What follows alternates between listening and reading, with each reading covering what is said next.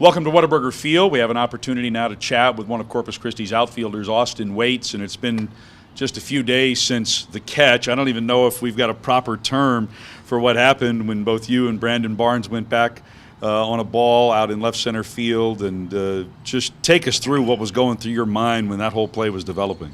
It was twilight, and we didn't. It's kind of hard to see the ball because the ball is the same color as the sky. So we were both just kind of tracking it at first, and we didn't want to call each other off because we couldn't really tell who was going to catch it or who was going to be able to catch it.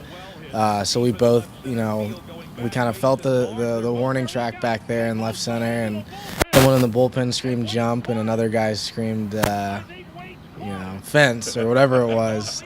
And instinctively, we both just kind of did it, and I ended up catching the ball and falling on him. And I thanked him later on for breaking my fall. So now, do you remember? Did the ball hit in your glove before you hit the fence, or did you hit the fence and were you going over when the ball hit in your glove? From what I can remember, it was pretty simultaneous. I caught the ball kind of at the same time that my legs hit the fence, and I was just trying to hold on to it for all I could tell. I knew the ground was coming once I hit the fence, so I kind of put my arm out like that, and it ended up being, Brandon that I landed on. So, yeah.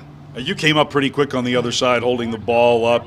Guys in the dugout, in the bullpen, had to be going nuts. Yeah, I knew I had to get up quick because I didn't want the umpires to think that, I was doing something fishy behind the fence, So I just stood up real quick as soon as I knew I had it, and I knew that from the rules that you have to bring the ball back into the field of play. So I knew that if I threw the ball from over the other side of the fence that it wouldn't have been an out. Would have been a home run. Right. Yeah. So I just made sure that I brought the ball in and didn't drop it, and kind of took my time with that. So. Very good. Now, when you first came here and you took a look at the configuration of the outfield wall, some spots it's high, some spots like where you guys hit, it's low. What went through your mind? Like, hey, what happens if I go back here and I'm going back hard? I asked somebody about the low fence out there the first day we got here because I was like, has anybody ever flipped over this thing? It's pretty low. I don't know. And I saw some pictures, and it used to be a little bit higher from what I understand. Sure. So I wasn't really sure why they lowered it, but I just knew that, we got to be careful once we get to that part of the yard.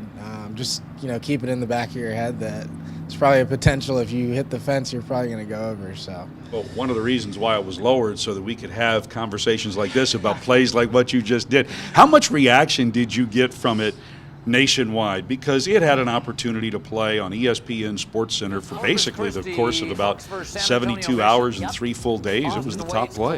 Yeah, it was a pretty cool experience. I didn't expect it to get, national attention like it did, but, I woke up one morning and my cell phone was ringing nonstop, and that's when I found out that it was actually on SportsCenter.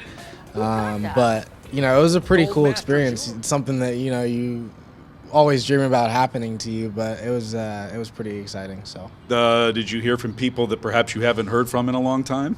Yeah, I heard from a lot of old classmates, and it's nice. It's nice to hear from people that you don't get a chance to talk to every day. So I really enjoyed that, and I caught up with every single person that reached out to me. So that was pretty cool. This has been a very good start to the season for you. This is your first year in Double-A, and it's not just the spectacular catch that we saw in the one game against San Antonio or other plays that you've made in the field, but you're consistently producing at the top of the order. Talk about the offensive aspect of your game here in the first couple of months. It's a big adjustment from, going from high A to Double-A, just because the guys out here can repeat everything that they do, and they have a better plan and a better idea of what hitters are trying to do to them. So I think the biggest step for me was to be able to constantly adjust throughout the game. Okay, what is this pitcher doing?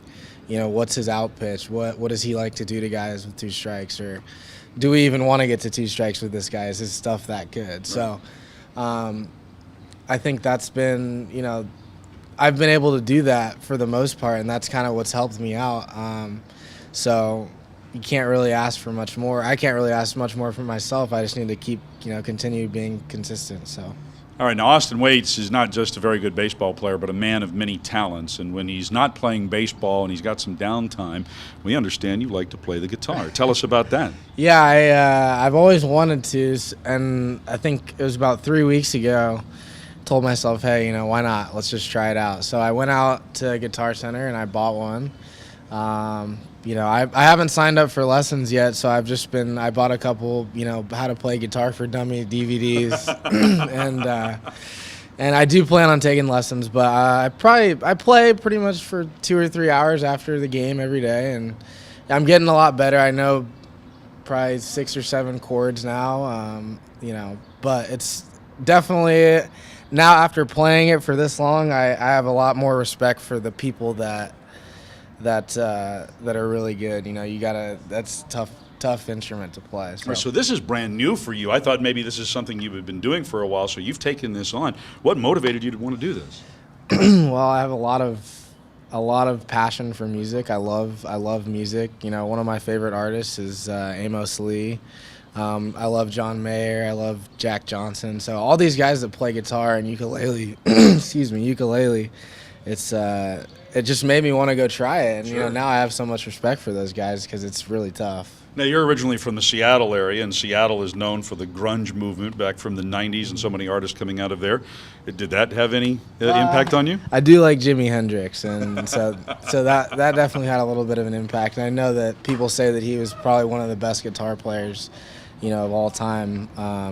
So that gave me a little bit of motivation, but it's something I play piano as well, so music is something that I enjoy, and I feel like if I can get a guitar and maybe play by the campfire every now and then, I think that'd be pretty cool. So maybe a one-man band. Yeah.